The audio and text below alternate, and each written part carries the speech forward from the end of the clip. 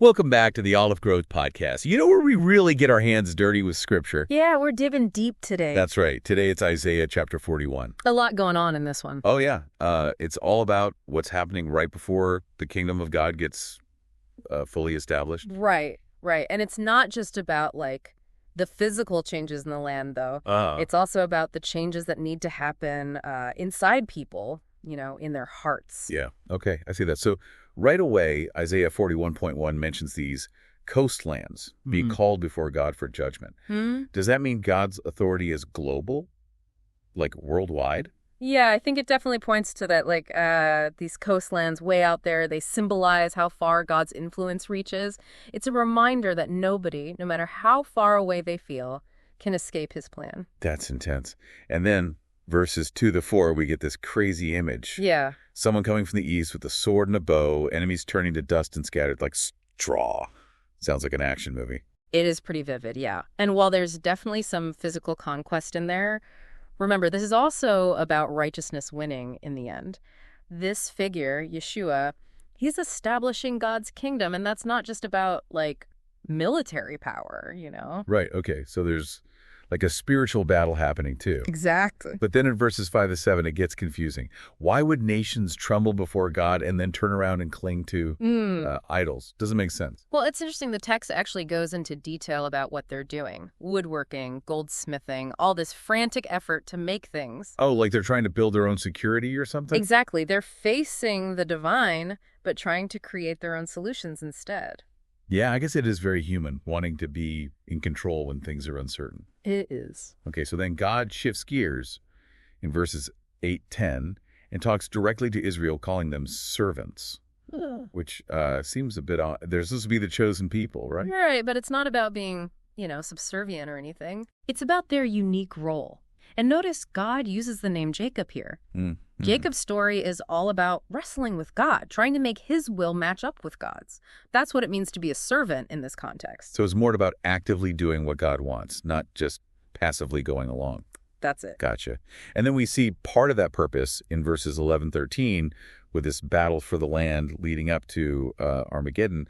The language is really intense. Enemies disgraced, destroyed, completely wiped out. Yeah, God's making it clear, no question, that those who oppose him will not win. His promise of victory is absolute, backed by unstoppable power. Wow, okay, so God's definitely in control. He is. But then in verses 14-16, he calls Israel worms. Why is such a harsh image? It seems to contradict everything about them being chosen and having a special purpose. Think about what a worm represents, though. It's often connected to decay, something unclean that needs to be cleansed. So you're saying it refers to their spiritual state? Yes, exactly. They've rejected Yeshua, and their hearts are far from God. Oh, so it's not about their actual worth, just their condition at that time. Right. But then the wording changes. It says, God has helped, past tense. Yeah. What's that about? This is where it gets really interesting. God's not waiting for Israel to clean up their act before he acts. He's already started working. He's transforming them even while they're in this worm state. Wow, that's pretty amazing. It's like he's saying, I see your potential, even if you don't. And then those verses, 17-20, this incredible imagery pops up. Deserts blooming with cedars, acacias, myrtles, olive trees. Even the barren hills have rivers flowing. It's not just any random plants either. These trees are all symbolic.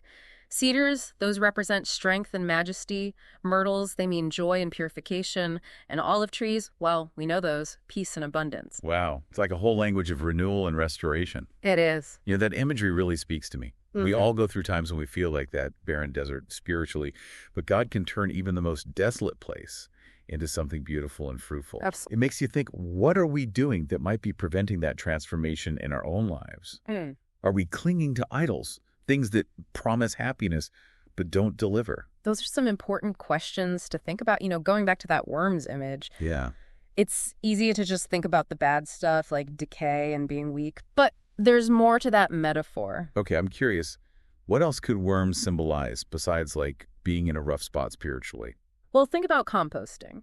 Worms break down organic matter, right? Huh? They take what seems like waste and turn it into something that helps new life grow. It's not pretty, but it's essential. So you're saying that even when Israel's rejecting God, Yeah. they're still important to his plan. Exactly. And remember that past tense, God has helped. That means he's already working, even while they struggle. It's like a picture of redemption, how God takes what seems broken and makes it beautiful. That's a powerful way to look at it. It reminds me of how we get stuck on our own flaws, feeling unworthy. But God can use even our messed up parts for his purpose. Absolutely. It's not about denying we need to change. It's about recognizing that God's grace is working even when we're struggling. Okay, so there's this idea of change happening underneath, so to speak. Mhm. Then in verses 17-20, we see the land itself changing. Deserts blooming, barren hills with rivers. It seems like a sudden shift from the worm stuff. It's not a shift, it's more like a continuation. Those deserts, those barren hills, they represent Israel's heart. But God's promising to bring life, abundance, to make them flourish. And again, it's not random plants. Each tree means something. Right, we talked about cedars, myrtles, olive trees before. But I'm curious about the acacias. They seem a bit out of place with those other majestic trees. That's the beauty of Isaiah's imagery. Acacias have thorns. They're not the prettiest or most impressive, but they're tough. They can survive anywhere. So it's not just about beauty, but like strength to get through hard times. Exactly. And isn't that so important for growing spiritually, being able to keep going when things are rough? Those acacias are a reminder that transformation isn't always easy or pretty. It takes time, effort, and sometimes, yeah, it's thorny. I love that. Makes the whole idea of restoration feel more real, like something we can actually achieve. It's not about being spiritually perfect. Yeah. It's about thriving even when we struggle. That's it. And those thorns, they actually become a source of strength too. They protect the tree, make it less vulnerable. Sometimes the tough things we go through make us stronger, help us build resilience.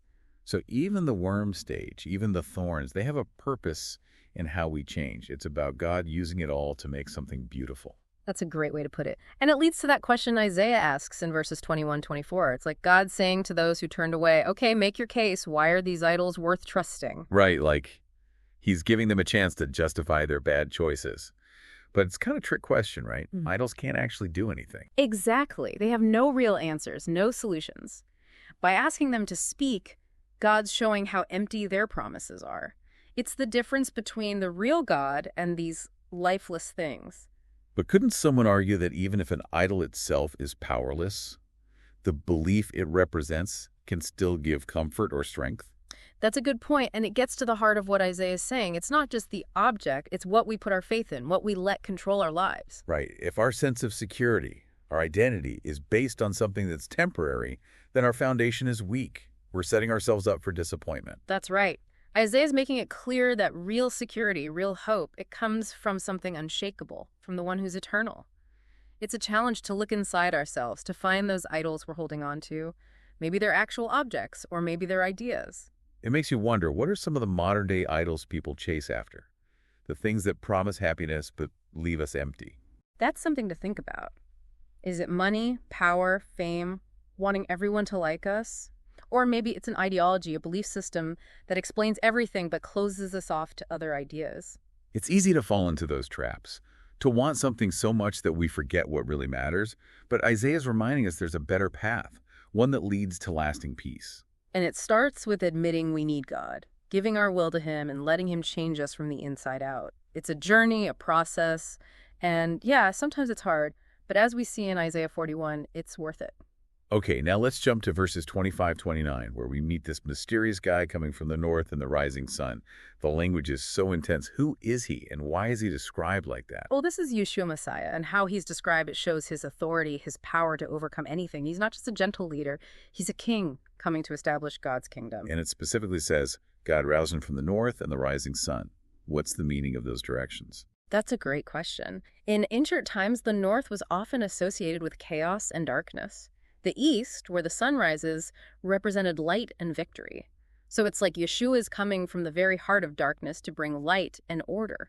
Wow, that's a powerful image of redemption, overcoming evil. And what's even crazier is that God says he announced Yeshua's coming all along.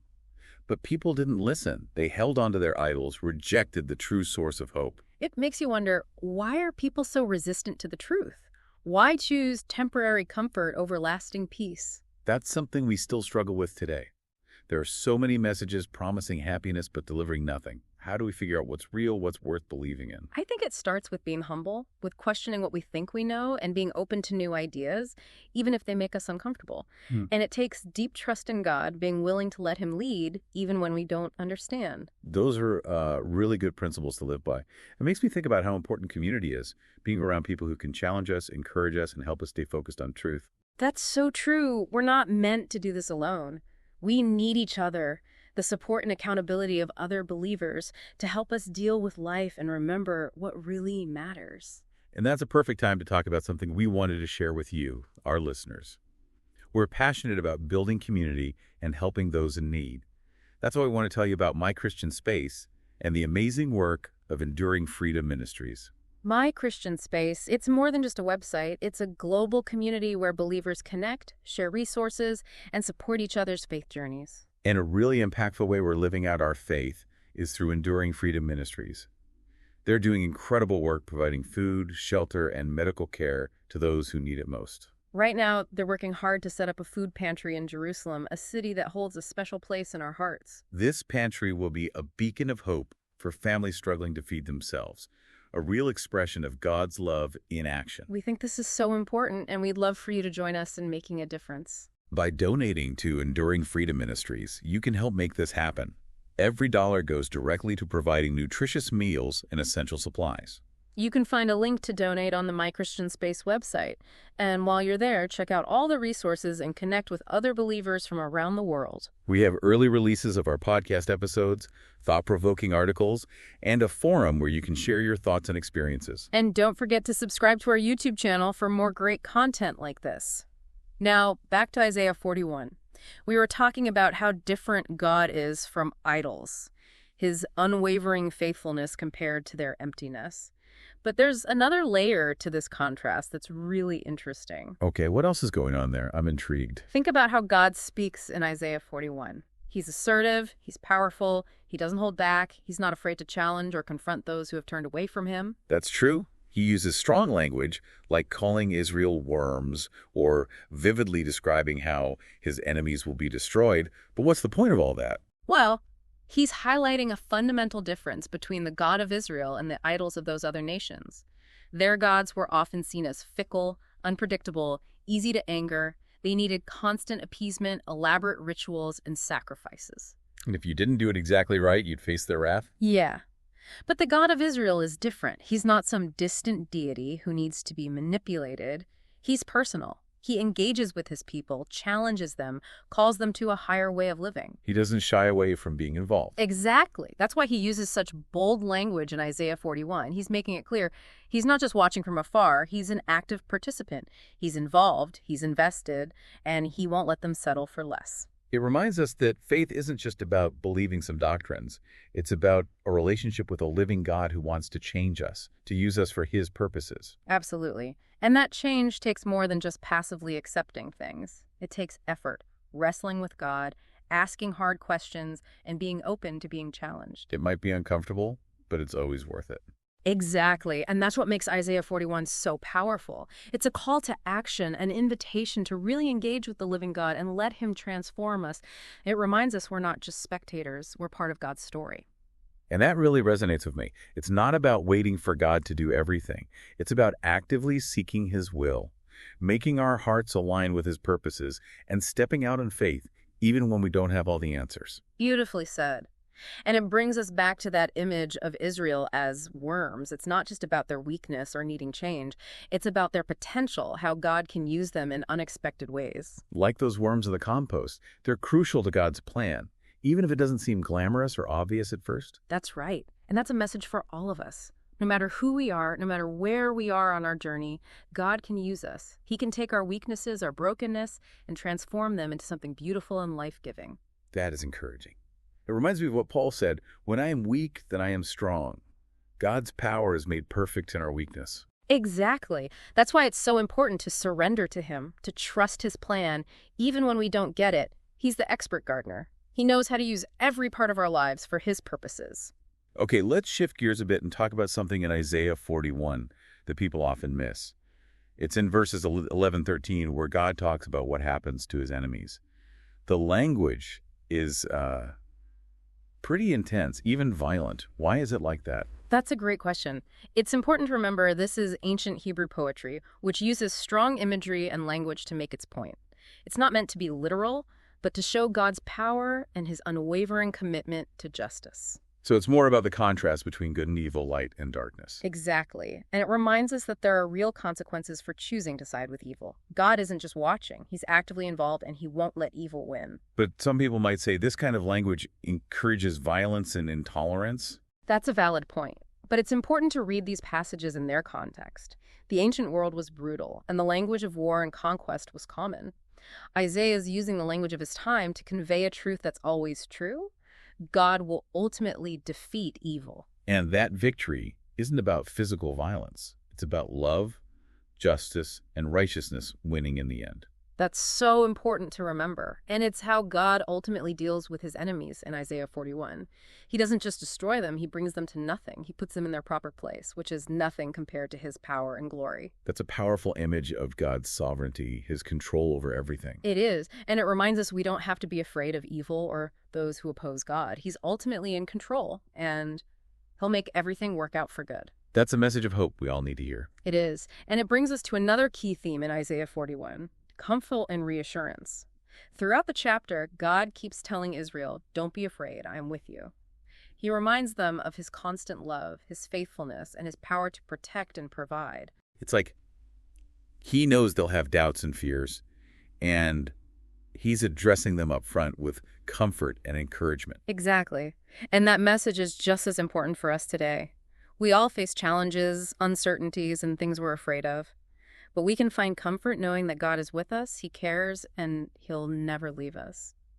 Those words are so reassuring. They remind us we're not alone in our struggles, that God's walking with us through everything. And that brings us back to that image of the barren land turning into a flourishing garden. It's not just about the land itself, it's about the spiritual renewal that God offers. He takes our brokenness, our emptiness, and turns it into something beautiful and alive. And that transformation, it's a journey. It takes time and effort, and it needs us to cooperate. But God's faithful. He'll finish what he started in us. That's a beautiful picture to end on. It gives me hope. It motivates me to keep going in my faith. And it reminds me that even when things are tough, God's working, fulfilling his purpose in my life. That's a great way to put it. And it's a good transition to the next part of our conversation, where we'll explore how God specifically calls us to work with him in this transformation. As we're wrapping up this deep dive into Isaiah 41, I can't help but think, this isn't just ancient history. This chapter speaks to us today, to the choices we face. I totally agree. That whole thing about clinging to idols versus trusting God, it's so relevant, especially in a world with so many distractions and empty promises. But Isaiah doesn't just leave us with a warning, right? He shows us a way forward, a way to actually experience that transformation we've been talking about. Exactly. Remember in verses 14, 16, where God calls Israel a worm, but then immediately says, don't fear, I myself will help you. It's like he's saying, even when we feel weak and unworthy, his strength is there for us. But it's not like we just sit back and let God handle everything, and we have to do something too. You got it. Transformation takes action, both from us and from God. It's a partnership. And Isaiah kind of shows us what that partnership looks like in verses 15 and 16. You mean where God talks about making Israel into a threshing sledge, new and sharp? That imagery has always confused me a bit. What does it actually mean? Well, think about threshing. It's about separating the good grain from the chaff, the stuff that's worthless. It's a process of refining, purifying. And God is saying he'll equip Israel to do this, not just for themselves, but for everyone. So it's not just about their own personal transformation. They have a role in God's bigger plan, helping to bring justice and righteousness to the world. That's it exactly. The threshing sledge is such a powerful image for that. It's not a weapon to destroy, but a tool to separate what's valuable. God's saying he'll use Israel to do that, to refine and purify the world. But how can we, as individuals, be a part of that? It seems like such a huge task. Well, remember at the beginning of the chapter, God's call starts with a simple invitation. Present your case, he says, to those who turned away. Oh yeah, it's like he's saying, let's have an honest talk. Show me why those idols are worth your trust. But it's more than just a debate, right? Right. It's a call to really examine ourselves to see what we're holding on to that might be messing up our relationship with God. It's about letting go, surrendering those things to him, and letting him change us from the inside. And that change, that willingness to let go of idols, it affects more than just us. It impacts the people around us too. For sure. Think about those trees Isaiah mentions, verses 17 to 20. Cedars, acacias, myrtles, olive trees. They each represent something about God's blessing, the flourishing that happens when we align ourselves with his will.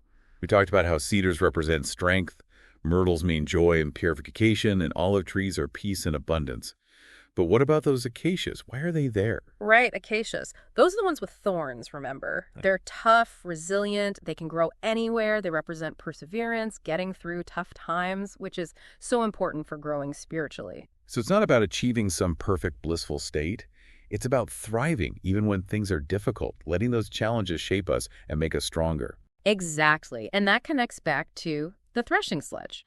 Refining, separating what's good from what's bad, it's not always easy or fun, but it's in those challenges that we really grow, that we become more like Christ. Like those thorns on the acacia. They might seem bad, even painful, but they protect the tree, help it survive. That's the point.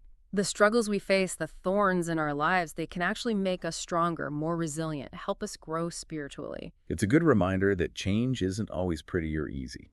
It takes time, effort, and accepting the messy, uncomfortable parts. But what Isaiah describes, the flourishing that comes from it, that's worth it. Absolutely. And that flourishing, it's not just for us. It's meant to be shared with others. Remember those last verses where God talks about someone who will tread on rulers as upon mortar? Right, that's Yeshua, the one who comes to establish God's kingdom. Yes. And God says he's the one who roused Yeshua, who put him on this path of conquest. It reminds us that God starts our transformation. He gives us the power to do his work in the world. But we're not just sitting back and watching, right? We have to participate. Exactly.